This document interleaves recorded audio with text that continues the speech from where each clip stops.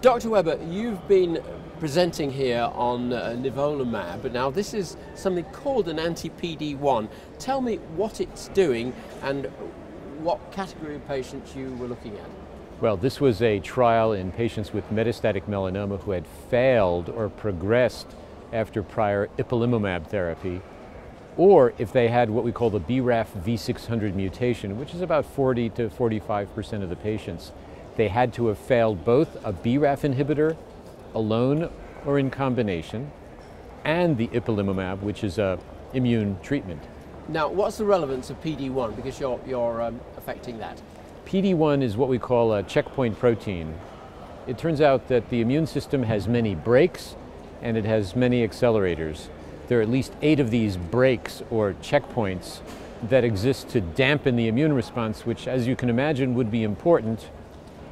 In any immune response, you want to have a yin and a yang. You want to be able to limit it, but you also want to promote it. It turns out in chronic stimulation of the immune system, like cancer, viral infections, HIV, the immune cells contain a very high quantity of this checkpoint protein called PD-1. And when they do, and they interact with their ligand, which is the substance that binds this PD-1 receptor on the immune cell, it shuts off the immune response. It acts as a brake. And it turns out that it's probably one of the most potent brakes that exists in the cancer-bearing state. Now, Nivolumab can reverse that and take off the brake. That's exactly correct. So Nivolumab blocks the interaction between the PD-L1 and the PD-1, and it sort of releases the immune system or rejuvenates it, so to speak. So can you tell me what you did with the study?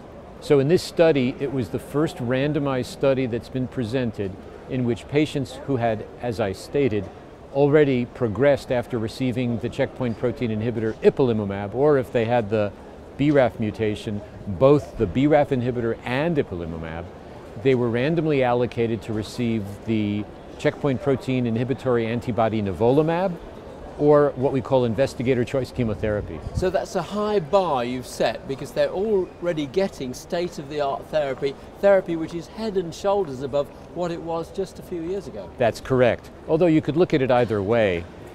In the scenario of having failed prior first-line or even second-line therapy, there's no approved drug that we know benefits patients. So even a modest response rate would have been significant in that population. But did you get a modest response rate? Oh, we got more than a modest response rate. The results of this trial showed that when you did an imbalanced randomization, so 2 patients got Nivolumab for every 1 that got the chemotherapy, there was a 32% response rate, which is a very impressive response rate in the Nivolumab, the immunotherapy group, versus 11% for the chemotherapy group.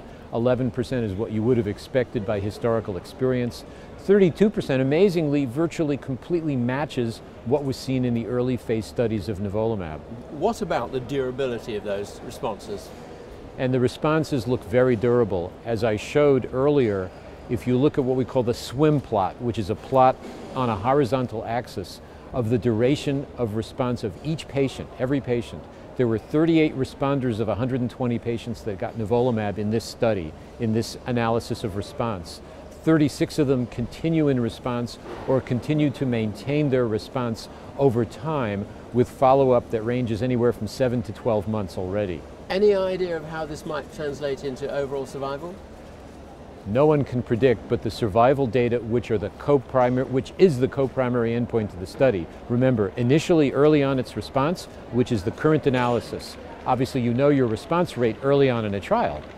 Just 120 patients were planned to complete 6 months of treatment, and then you assess response. That's easy. You have to wait for a certain number of events to occur before you can tote up whether the survival is better on the experimental arm than the control.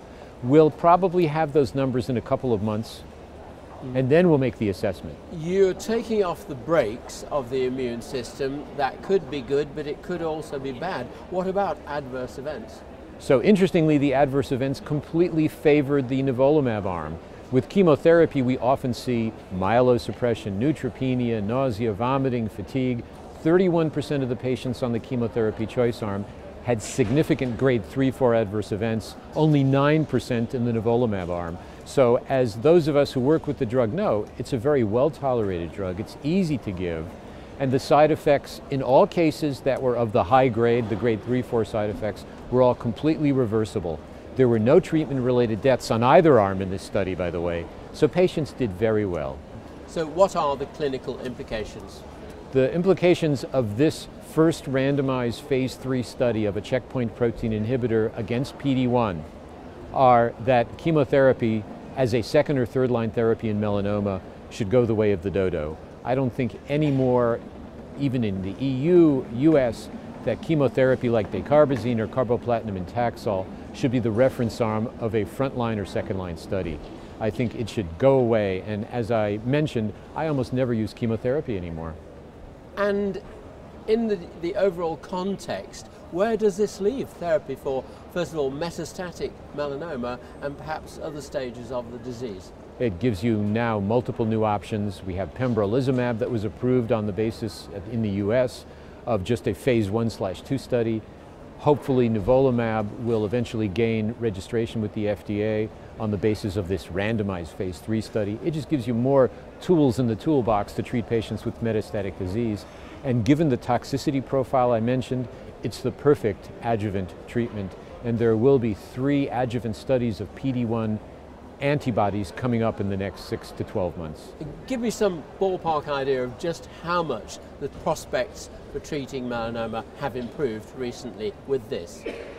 I think that, as with, for example, colorectal cancer, 10 years ago your survival was 12 months, then you added 2 drugs together, it was 16 months, now it's 20 to 30 months. I think we're going to be in the realm of colorectal cancer very quickly, with median survivals in the range of 20 to 30 months very soon. And when you look at the upcoming trials which combine ipilimumab and nivolumab together, I think you're looking at some very impressive median survivals. So things are a lot better for melanoma patients today. When I see a newly diagnosed patient with melanoma, I say, well, I have good news and I have bad news. The bad news is you have metastatic disease. The good news is we now have many more options to prolong your life.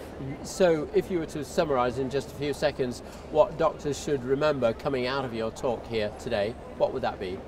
And that is that PD-1 blockade is here to stay. Nivolumab seems to be a very effective agent in metastatic melanoma. And to quote that famous philosopher, Frank Sinatra, the best is yet to come.